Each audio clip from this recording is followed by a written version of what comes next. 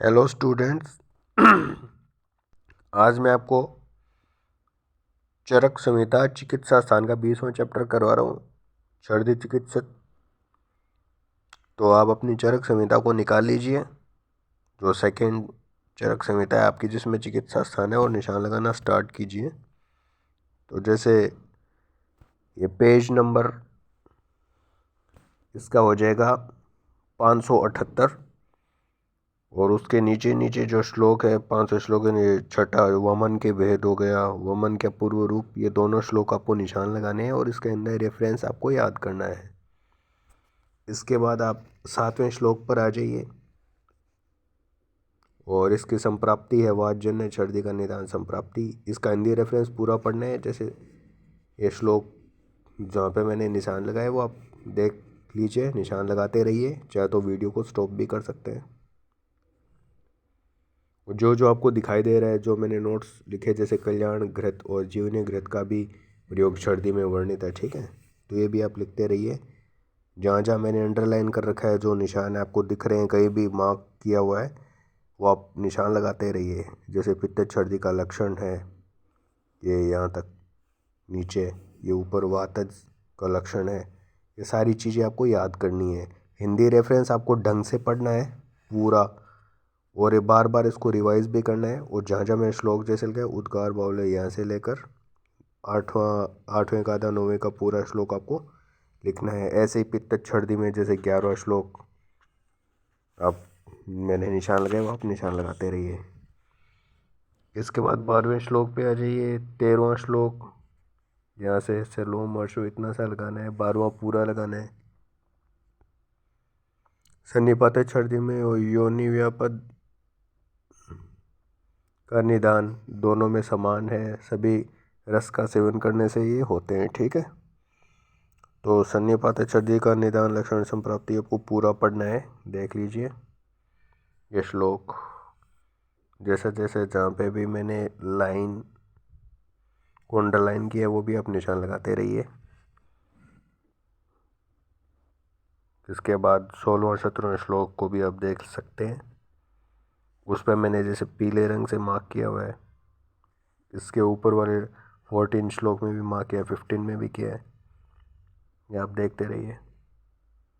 जैसे सन्निपात छर्दी में मन से निकला हुआ पदार्थ नमकीन नमल नील वर्ण का गाढ़ा भूषण और रक्त मिला हुआ होता है, ये वाली लाइन। और अगले पेज पर आ जाइए आप। 18वें श्लोक का फर्स्ट आपको इसको मार्क कर लीजिए।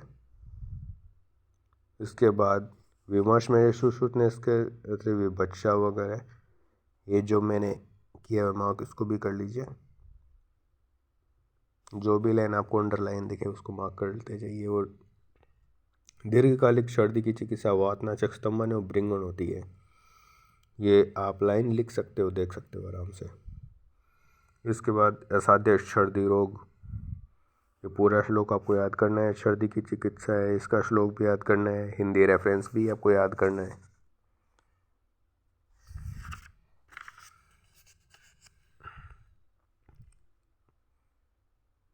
और इसके बाद वातजन्य सर्दी रोग की चिकित्सा घृतपान, इसमें जो श्लोक में टिक किया वो आप निशान लगाते रहिए। फिर पित्त सर्दी की चिकित्सा आप देख सकते हो।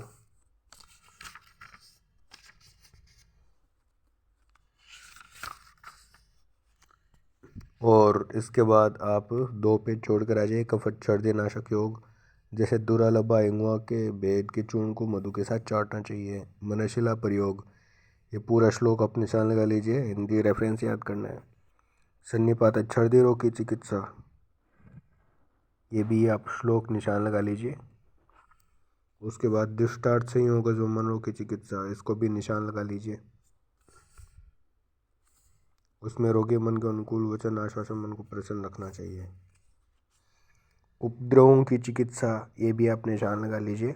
और उसके नीचे वाला श्लोक है जैसे 46वां है, इसका जहाँ जहाँ मैं निशान लगाया, कार्य पुण्य स्तंभ में प्रसंग, ये वाला। वो लास्ट का 47वां श्लोक है, उसको भी आप निशान लगा लीजिए। दीर्घ सर्दी में वातनाशक चिकित्सा।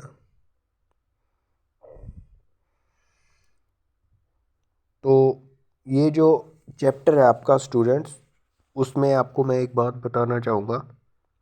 हिंदी रेफरेंस आपको पूरा पढ़ना है। जो AIPG के स्टूडेंट्स हैं जो तैयारी कर रहे हैं, हिंदी रेफरेंस आपको पूरा पढ़ना है।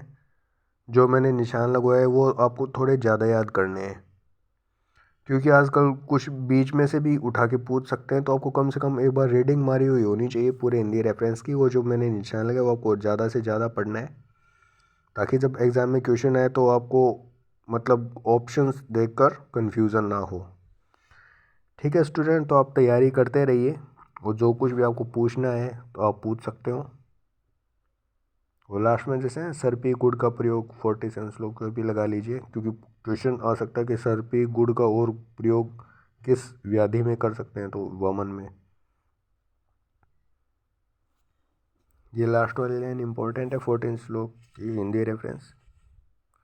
चलो स्टूडेंट, आज के लिए बस इतना ही, और मैं अगला चैप्टर जल्दी आपके लिए लेके आऊँगा AIPGT के स्टूडेंट के लिए। Okay, have a nice day, thank you and good bye.